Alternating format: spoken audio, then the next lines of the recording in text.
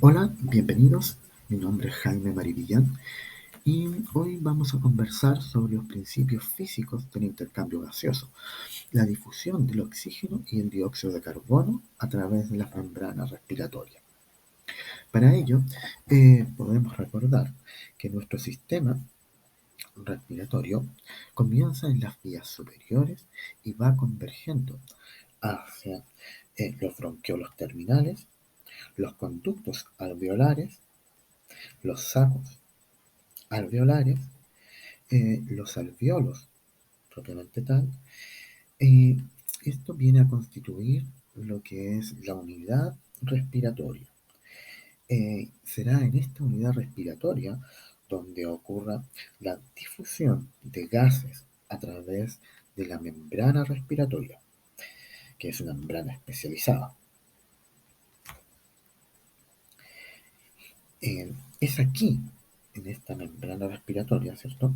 O donde va a ocurrir el intercambio gaseoso entre el oxígeno hacia la sangre y del CO2 hacia los alveolos, por medio de un proceso de difusión que, como ya habrán visto en cursos anteriores, consiste en el paso de solutos a través de una membrana selectiva desde un medio de mayor concentración a un medio de menor concentración.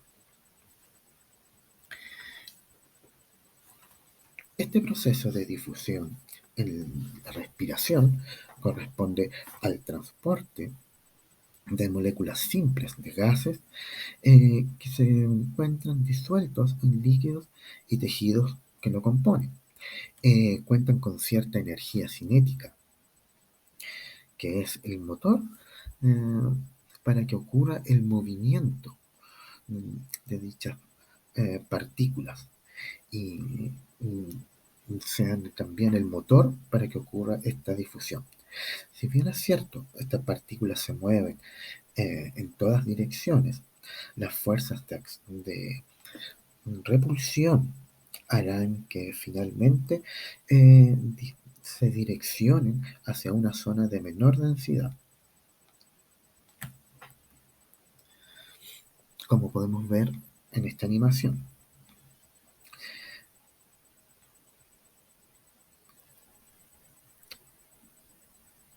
La difusión estará dada por el movimiento aleatorio de estas partículas eh, que van a obedecer, ¿cierto?, a su gradiente de concentración, que, como muestra la siguiente animación, irán de una zona de alta concentración hacia una zona de baja concentración.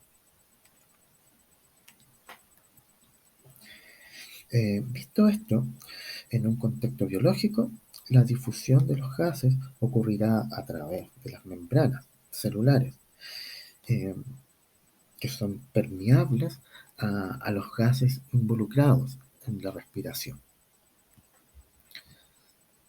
donde pasaremos a través del fluido extracelular, a través de las membranas, hacia el citoplasma. Dijimos que la difusión ocurre de una zona de mayor a menor concentración de moléculas. En el caso de los gases, la concentración de dicho gas será directamente proporcional a su concentración.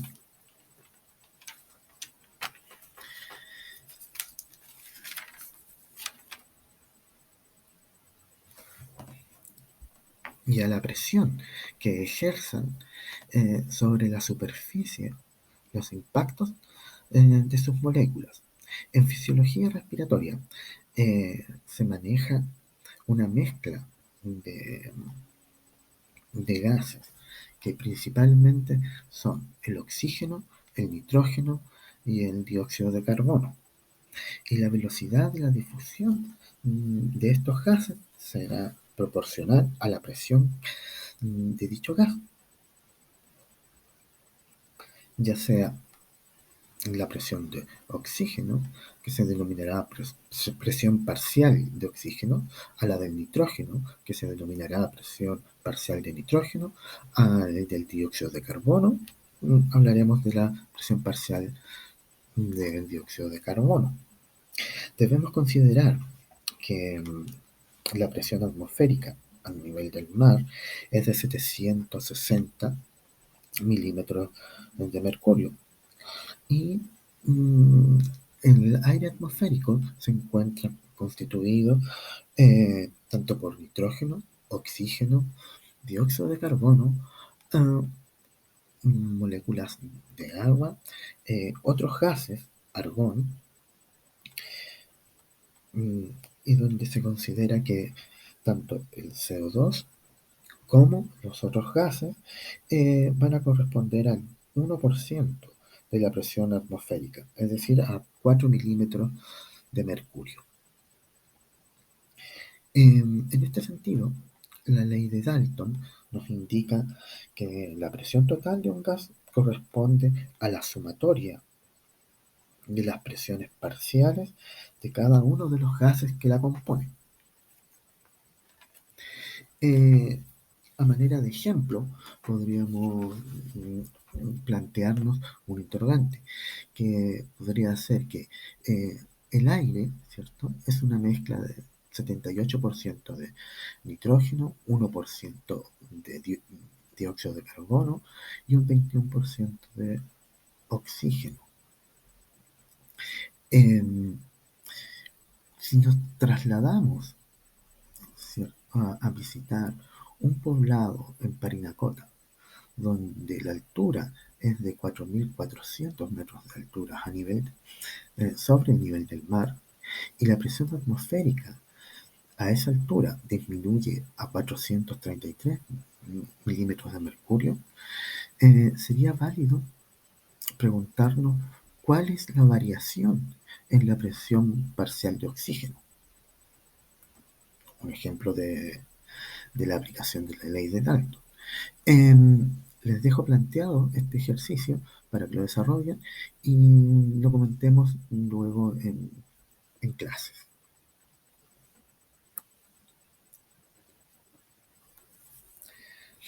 Las presiones de los gases disueltos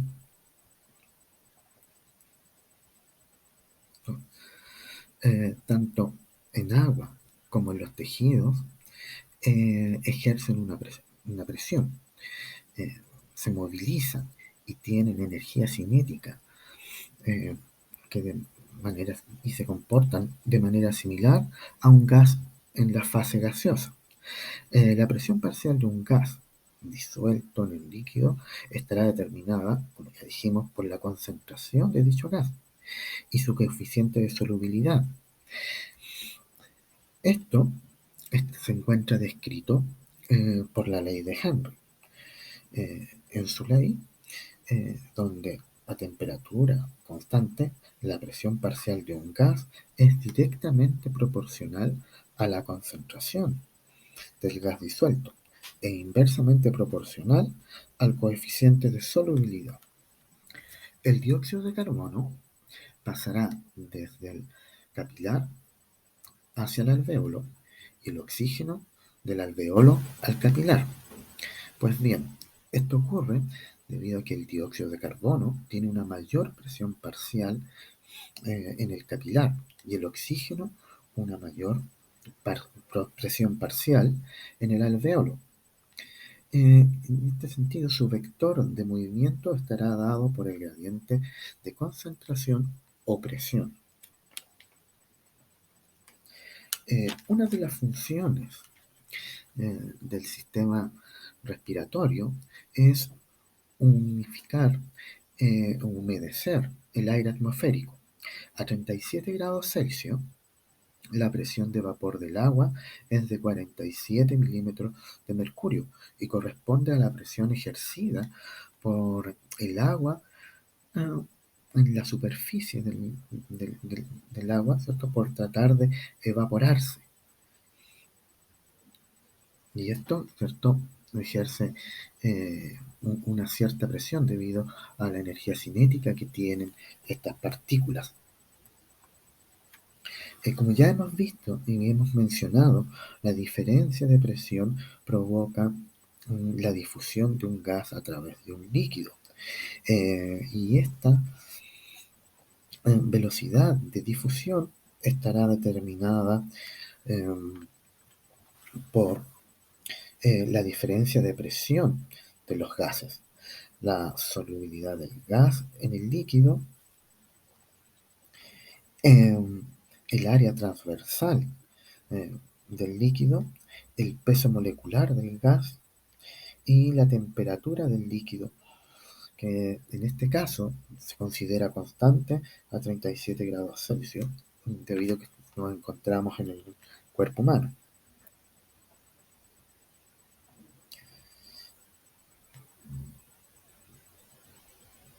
Todos estos conceptos eh, se describen en la ley de Fick, donde vemos que la velocidad de difusión, simbolizada por una D mayúscula, es directamente proporcional a la diferencia de las presiones entre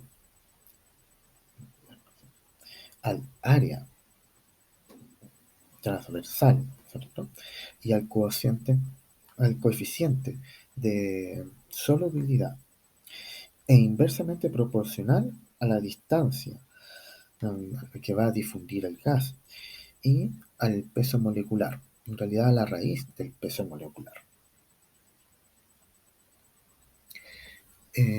Podemos eh, calcular, ¿cierto? Tomando como base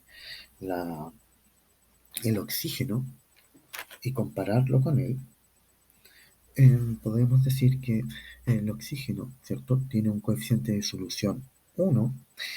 Veremos que los demás coeficientes de soluciones em, destacan, ¿cierto? El dióxido de carbono, que tiene un coeficiente de disolución de 20 veces más que el oxígeno, y el monóxido de carbono es mucho menor que el oxígeno, a 0,8. Eh,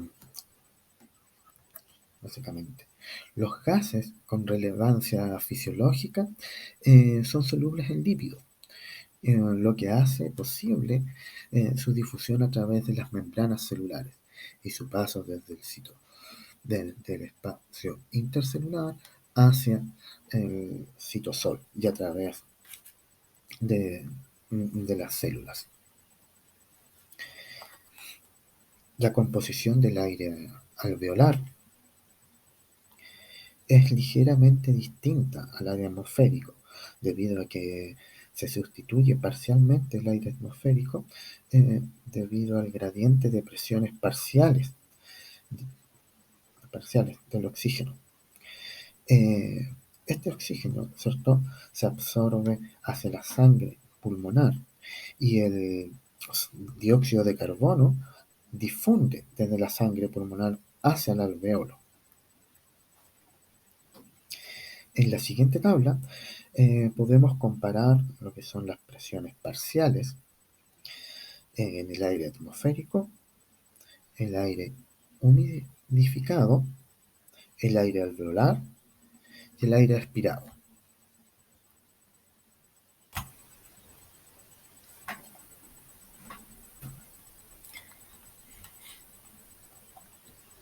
¿Por qué ocurre esta diferencia entre lo que es el aire atmosférico y el aire alveolar?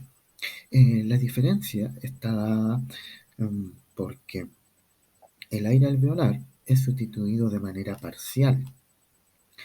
Es un aire humidificado. El oxígeno es transportado constantemente hacia los capilares y el dióxido de carbono fluye constantemente hacia los alveolos. En cada respiración se renueva un séptimo del aire alveolar.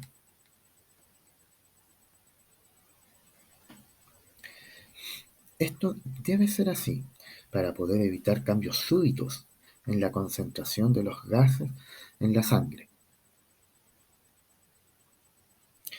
La concentración parcial de oxígeno en los alveolos está controlada por dos factores: la velocidad de absorción de oxígeno hacia la sangre y la velocidad de entrada eh, de oxígeno eh, a los pulmones.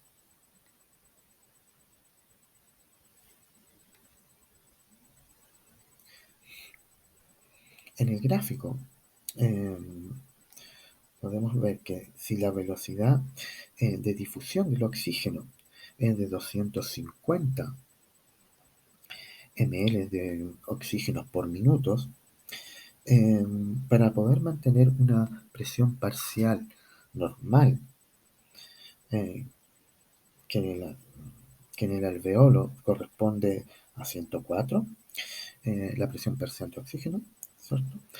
Eh, debe tener una sustitución que debe ser proporcional y debe ser alrededor de 4,2 litros por minuto, la tasa de ventilación.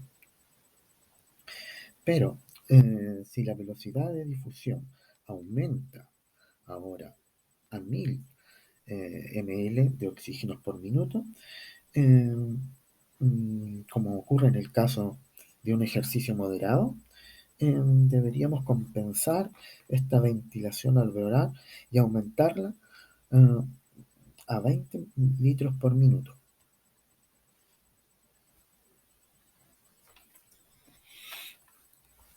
Ahora, en el caso del dióxido de carbono, podríamos ver que si se tiene una velocidad de excreción, en este caso ya no es ventilación, de 200 ml por minuto, la ventilación pulmonar debiera ser alrededor de 4,2 litros por minuto para poder mantener dicha presión de CO2 a niveles normales, que corresponden, ¿cierto?, a 40 milímetros de mercurio para el CO2. Si la velocidad de excreción ahora fuese de 800 ml por minuto, la ventilación alveolar debería estar aumentada 4 veces, ¿cierto?, y llegar cerca de los 20 milímetros de mercurio. En este gráfico podemos ver que el aire expirado es una mezcla del espacio muerto o del aire que se encuentra en el espacio muerto y el aire alveolar. Cuando comienza la expiración, todo lo que se elimina corresponde al espacio muerto, y solo al final de la expiración es posible llegar a eliminar el aire alveolar. Las estructuras pulmonares por las cuales hace difusión los gases son los bronquiolos, conductos alveolares, los sacos alveolares, y esto, como habíamos mencionado anteriormente, constituyen la unidad respiratoria. Estas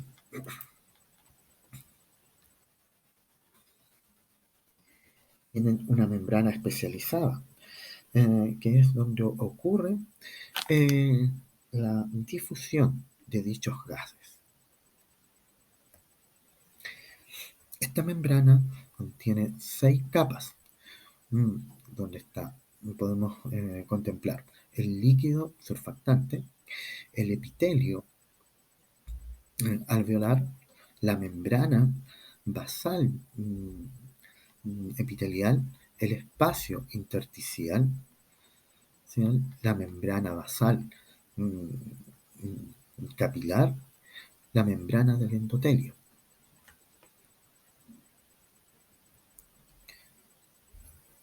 Aquí tenemos unas imágenes más donde se describen estas zonas, ¿cierto? En los distintos, en estas estructuras. Los factores que afectan la velocidad de difusión de los gases a través de la membrana respiratoria son el grosor de la membrana, en este sentido, la velocidad de diferentes estructuras es proporcional al, al grosor. Un ejemplo ocurre cuando hay un aumento en el grosor de la membrana respiratoria, eh, cuando hay un edema, y esto corresponde eh, a aumento del líquido en el espacio intersticial y alveolar. Eh, Otro factor es el área superficial de la membrana. Ocurre una disminución del área luego de una resección eh, pulmonar. Ese es uno de los ejemplos. Otro caso es en el del enfisema pulmonar, en donde aumentan las cavidades de los alveolos, pero el área superficial disminuye hasta en 5 veces.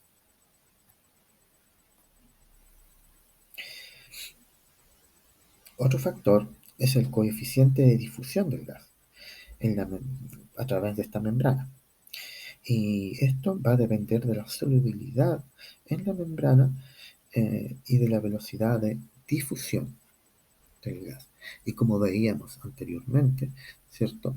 Un ejemplo claro es el del dióxido de carbono, que difunde 20 veces más rápido que el oxígeno.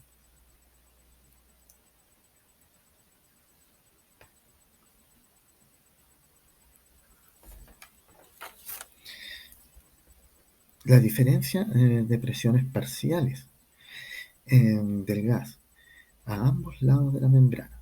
Esta diferencia, ¿cierto? También nos va a dar un cambio en la velocidad o una diferencia entre las velocidades de difusión de la membrana respiratoria. La capacidad de difusión de la membrana respiratoria corresponde al volumen del gas que es capaz de ser intercambiado entre entre ambos lados, los alveolos y la sangre pulmonar, por unidad de tiempo, es decir, por minuto. Y para una diferencia de presión parcial de un milímetro de mercurio. En un hombre joven promedio, esta capacidad de difusión del oxígeno es de 230 ml por minuto. La capacidad de difusión de oxígeno disuelta durante el ejercicio eh, es debido al aumento del flujo sanguíneo.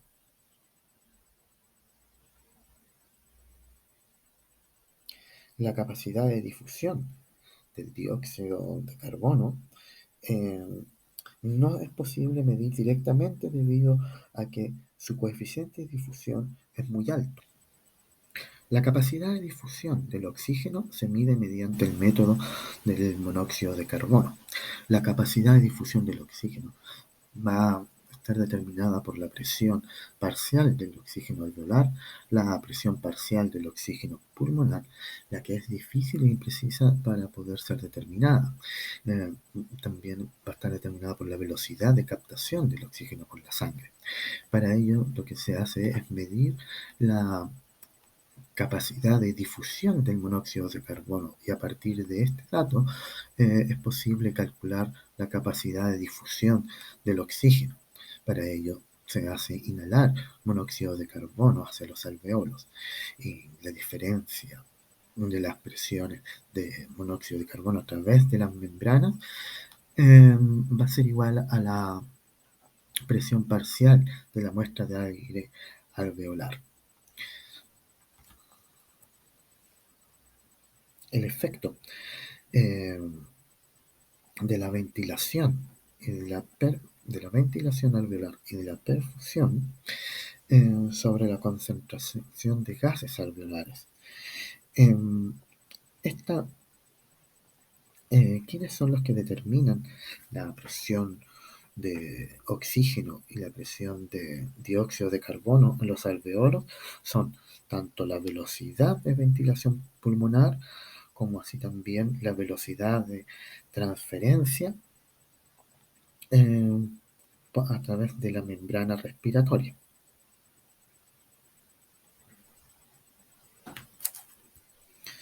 Es así como podemos observar eh, dos casos, ¿cierto? El primero en el que mm, la ventilación alveolar o el cociente de la ventilación alveolar con la perfusión es igual a cero.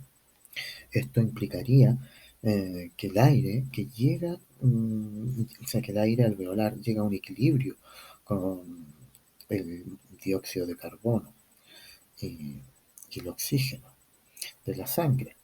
Por lo tanto, el alveolo no está ventilado, aunque la sangre, o sea, aunque sí hay perfusión.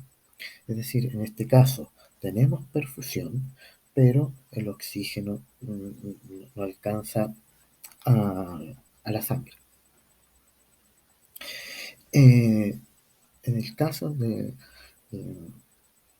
la ventilación pulmonar versus la perfusión tiende al infinito, esto quiere decir que no hay un flujo sanguíneo capilar de transporte de oxígeno desde los alveolos. Es decir, no hay flujo de oxígeno. Cuando el cociente de la ventilación alveolar y la perfusión es normal, el intercambio de dióxido de carbono y oxígeno es óptimo. En el proceso de cortocircuito fisiológico se produce cuando este cociente es menor al normal. Esto se produce porque una ventilación puede ser inadecuada, es decir, que fluye por los capilares alveolares y una porción de la sangre venosa que atraviesa los capilares alveolares no está oxigenada. El espacio muerto fisiológico ocurre cuando la ventilación en el alveolo es grande, pero el flujo sanguíneo alveolar es bajo, es decir, el oxígeno es abundante en el alveolo, pero no alcanza a llegar a la sangre.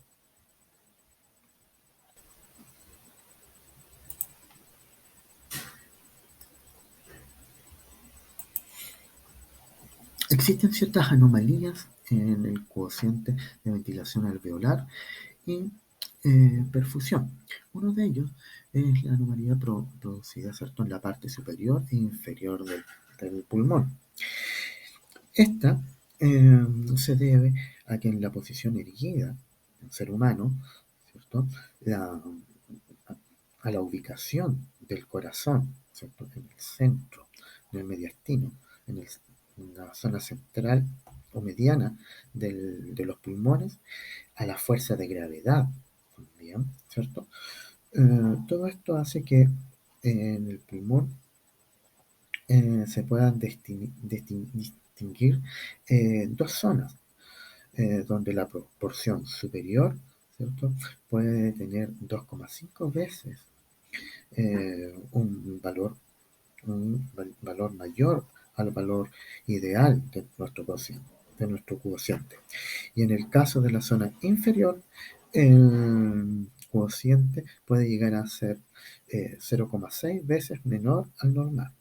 Esta zona no se estaría oxigenando adecuadamente.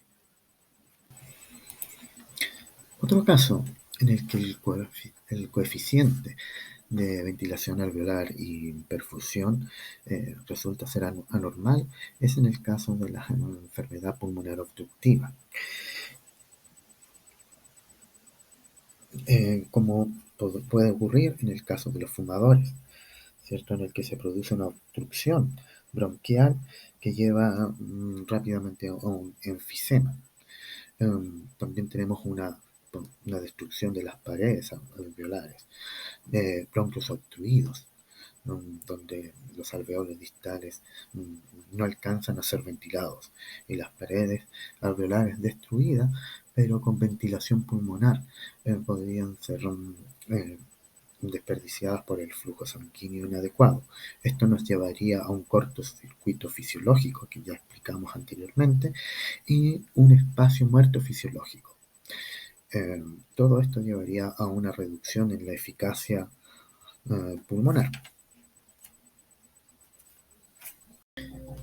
Bueno, luego de este último tópico, eh, me despido y quedamos en contacto para poder continuar conversando con los próximos, eh, en las próximas clases, ¿cierto? Ya espero que presenciales. Así que, nada, quedo atento a sus comentarios, a su interacción y con toda la voluntad del mundo de poder responder a sus inquietudes. Nos vemos.